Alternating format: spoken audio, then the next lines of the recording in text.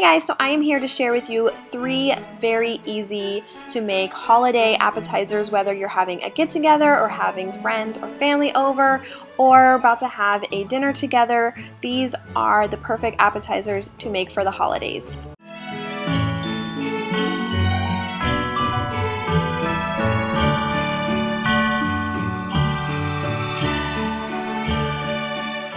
So for the first holiday appetizer, we are going to be making some artichoke and spinach dip in the crock pot. So you're going to need baby spinach, sour cream, mayo, onion, and garlic, as well as shredded mozzarella and Parmesan cheese, and some garlic salt, milk, and also cream cheese.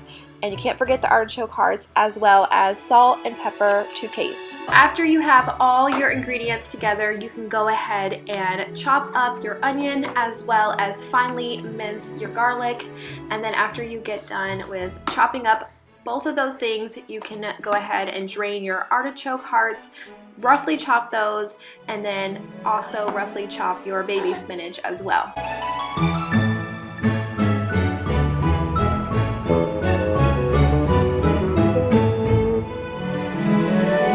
So after I got done chopping those 4 ingredients, I went ahead and put it into my grease-lined crock pot and went ahead and add sour cream, mayonnaise, mozzarella cheese, the Parmesan cheese, as well as the garlic salt and milk and the salt and pepper to taste. And I just mix all of that together, and then after you get done mixing that, you're just gonna take some cubed cream cheese and just sprinkle it right on the top. Don't mix it in because it's kind of gonna melt all over it.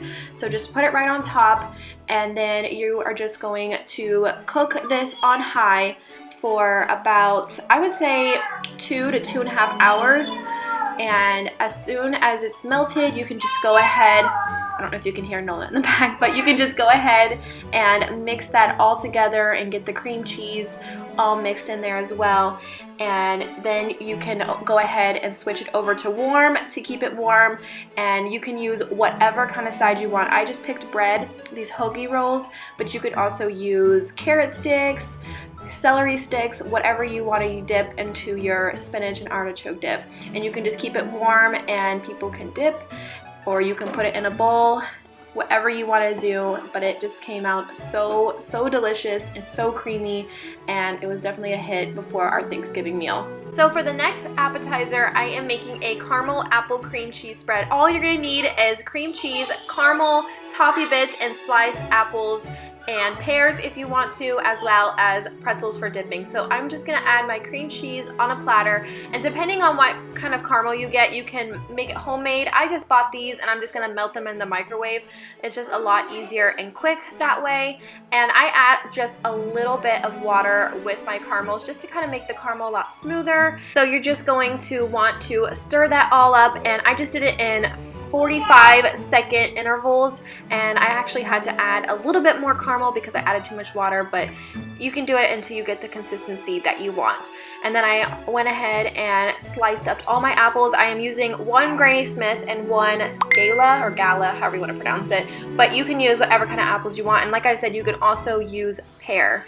And I also have some pretzels as well for dipping. After you have your caramel consistency the way that you would like it, you're just gonna go ahead and add it on top of your cream cheese. You can add however little or however much you want on your cream cheese, and then also top it with your toffee bits. And then I just laid some apples and pretzels on the platter, but you can really use anything that you want. And it was so easy and so delicious. And it was only, what, 5 ingredients? 3 for just the cream cheese, and it was really good. Hey guys, so for this next appetizer, you're just gonna need puff pastry sheets, cranberry sauce, goat cheese, and brie cheese, or you can just use one or the other. And these are called cranberry kisses. I forgot to mention that, but you're just gonna go ahead and preheat your oven to 375, and you are going to roll out your puff pastry sheets and cut them 3 by 3 so you get 9 little squares of puff pastry. And then you're just going to spray the inside of your muffin tin and go ahead and put your puff pastry in there. And like I said, you can either use goat cheese or brie or both. It depends on your preference or what you like. I actually prefer the brie, but I know some people like goat cheese better. So that is totally up to you. I'm actually doing half brie and half goat cheese. And the brie, you have to make sure that you cut off the rind.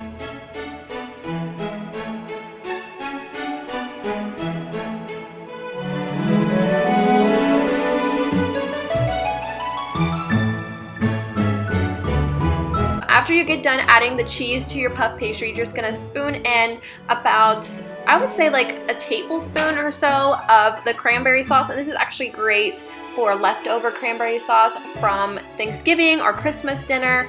And you're just gonna go ahead and stick these in the oven for 18 minutes until they are brown and the cheese is all melted and the cranberry sauce is melted a little as well. And as you can see, it came out perfect. These were really, really good. And like I said, I preferred the brie, but I know a lot of people like goat cheese as well. So I hope you guys enjoyed this holiday appetizer video. If you try these recipes, definitely let me know or tag me on Instagram or Twitter, and I will leave the exact measurements and the links to the recipes down below as well. So thank you guys so much for watching, and I will see you guys in my next Vlogmas video. Bye guys. I got 2 of these to go on the couch, and it has like little sequins for the snowflakes, and it's very soft, and on the back it's kind of a burlap canvas.